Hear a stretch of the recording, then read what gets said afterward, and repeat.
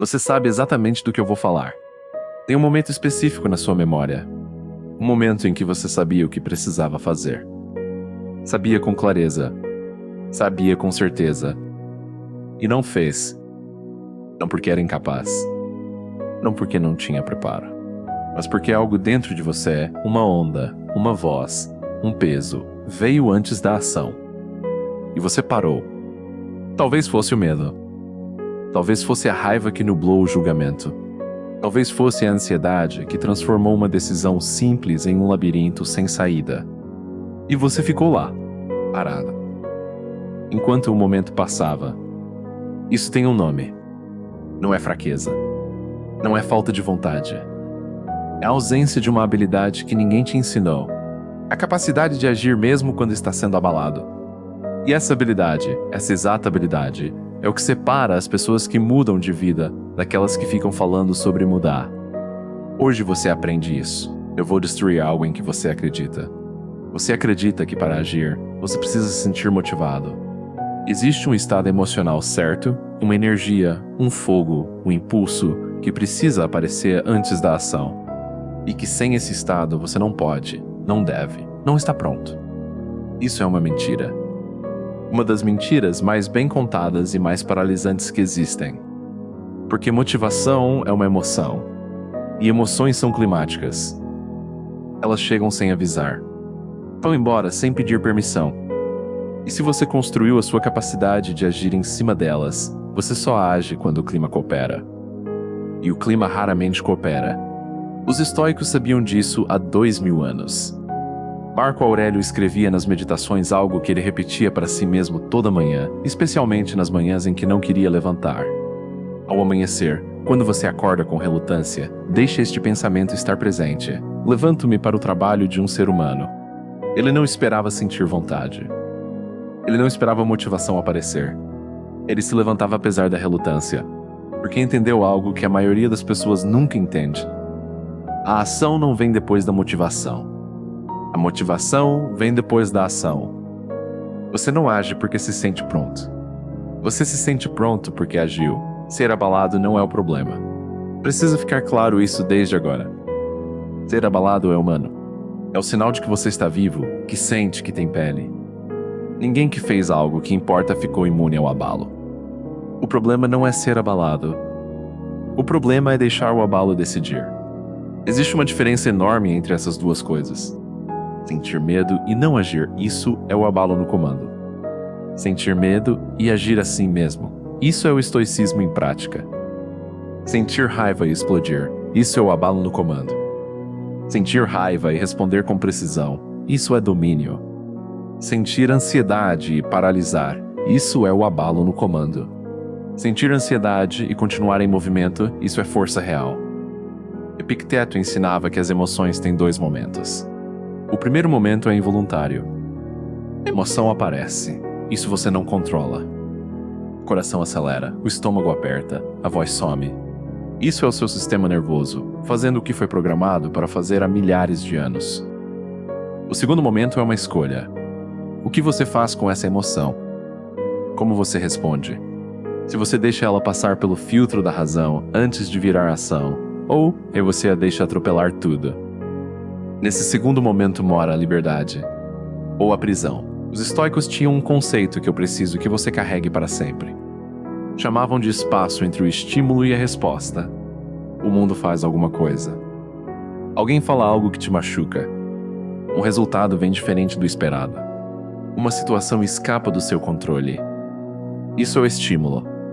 E antes que você reaja, antes que a emoção vire ação irreversível, existe um espaço pequeno, às vezes de segundos, às vezes de um único fôlego.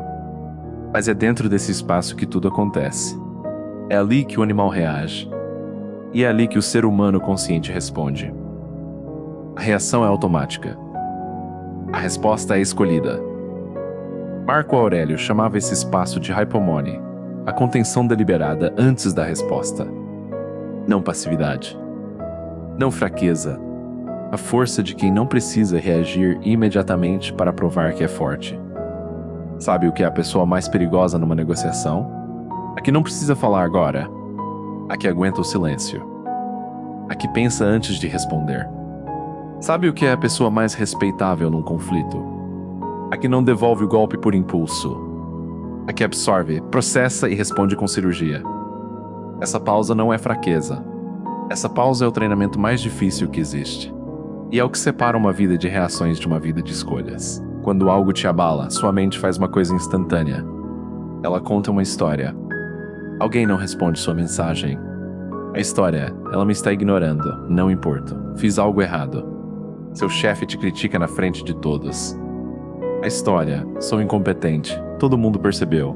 Nunca vou crescer aqui. Você falha em algo que tentou muito. A história, não tenho capacidade. Era esperado. Nunca fui bom o suficiente. Essas histórias aparecem tão rápido que parecem fatos. Mas são interpretações. Construções. Narrativas que a sua mente, assustada, ameaçada, no modo de sobrevivência, cria para dar sentido ao que aconteceu. E o problema é que você age em cima da história, não em cima do fato.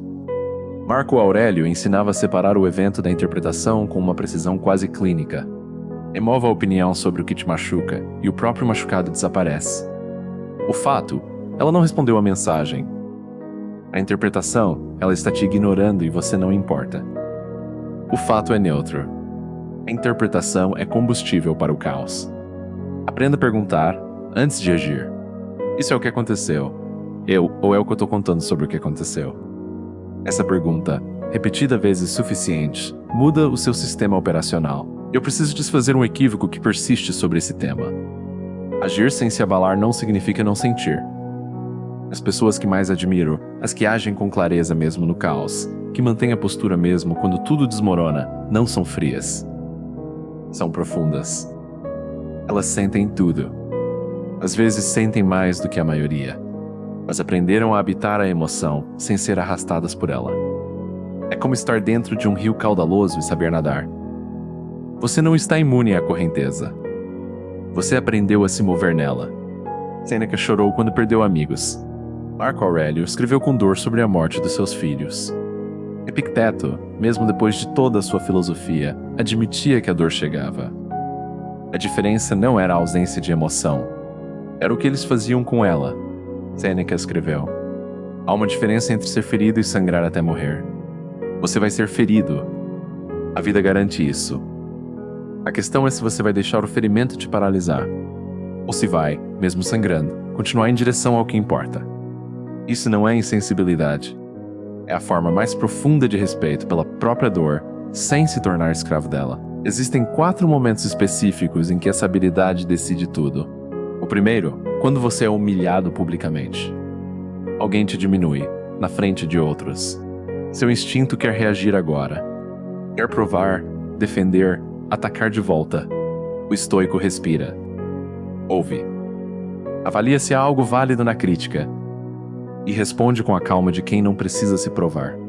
Porque a reação impulsiva diz que você foi atingido. A resposta serena diz que você está inteiro. O segundo, quando você falha em algo que importava muito.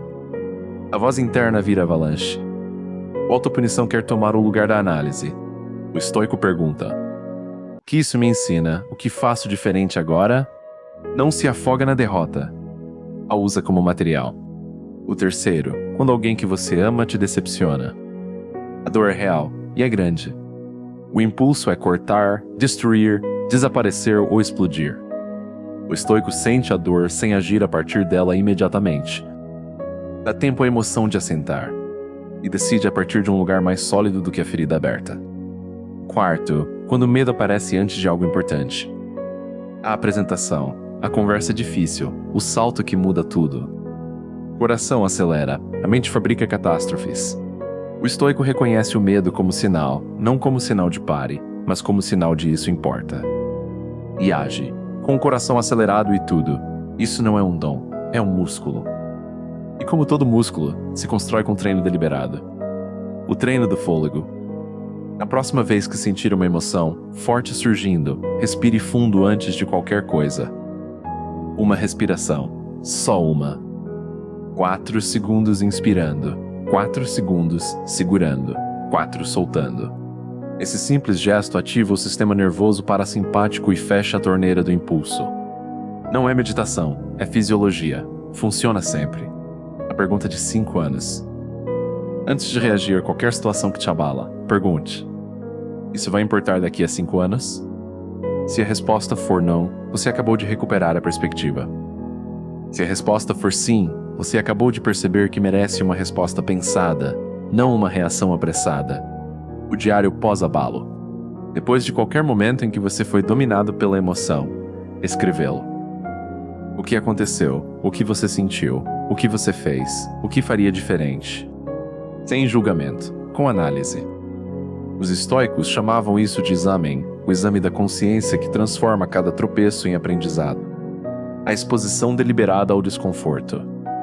Procure, toda semana, uma situação que te seja levemente desconfortável. Uma conversa difícil que você está evitando. Uma decisão que você adiou por medo. Uma situação em que você age mesmo sem sentir vontade. Cada pequena travessia fortalece o músculo para as travessias grandes. Treine com o que é pequeno para não travar no que é grande. A compostura não nasce em crises. Ela é construída nas microsituações do dia a dia. Como você responde quando o trânsito te irrita? Como você reage quando alguém te interrompe? Como você lida quando as coisas não saem como planejou? São esses momentos pequenos que treinam o reflexo. Para quando vier o que realmente importa, o músculo já sabe o que fazer. Eu quero que você imagine algo. Imagine uma versão de você que não para quando o medo chega. Que não explode quando a raiva aparece. Que não paralisa quando a ansiedade bate. Uma versão de você que sente tudo, e mesmo assim age. Que é abalada, e mesmo assim segue. Que tropeça, e mesmo assim não deixa a queda definir o destino. Essa versão não é fictícia. Não é utópica. Não é reservada para poucas pessoas especiais. É você. Depois de treino suficiente. Depois de decisões suficientes tomadas apesar do medo. Depois de pausas suficientes praticadas no meio do caos. Marco Aurélio não nasceu equilibrado. Ele construiu o equilíbrio, página por página, dia por dia, crise por crise. Epicteto não nasceu livre da emoção. Ele aprendeu a habitar a emoção, sem ser consumido, corrente por corrente, dor por dor. Sêneca não nasceu sábio. Ele escreveu seu caminho até a sabedoria, carta por carta, perda por perda. E você? Você está escrevendo o seu. Cada vez que você respira antes de explodir. Cada vez que você age apesar do medo. Cada vez que você escolhe responder em vez de reagir. Você está escrevendo um capítulo diferente. Uma versão de você que o mundo ainda não viu, mas que você já sente que existe. Ela está lá. Do outro lado do próximo abalo que você atravessar sem se perder. Você tem poder sobre a sua mente, não sobre os eventos externos. Perceba isso e encontrará força. Se esse conteúdo chegou onde precisava chegar, em algum momento durante esse roteiro você pensou isso. Sou eu. Então você sabe que tem alguém na sua vida que precisa ouvir isso também. Compartilhe esse vídeo com essa pessoa agora. Não amanhã. Agora. Porque às vezes a pessoa que você ama tá parada, não por falta de capacidade, mas por falta de alguém que acreditasse nela o suficiente para mandar esse conteúdo. Seja essa pessoa para ela. E se você chegou até aqui e ainda não segue esse canal, segue agora. Porque tudo o que você encontrou aqui, essa profundidade, essa filosofia, essa forma de olhar para dentro sem fugir, é o que você vai encontrar em cada vídeo. Toda semana. Sem superficialidade. Sem discurso vazio.